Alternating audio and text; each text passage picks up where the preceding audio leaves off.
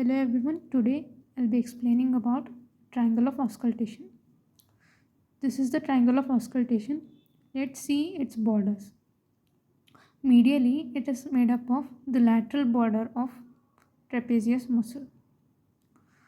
Laterally, it is made up of medial border of scapula, and inferiorly by latissimus dorsi.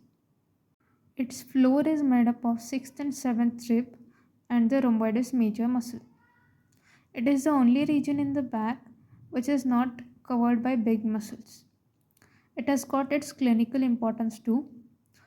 In older days, when there was no X-ray in the left side, it was used as the area of auscultation to hear the sound of swallowing and to confirm the esophageal tumors, if any.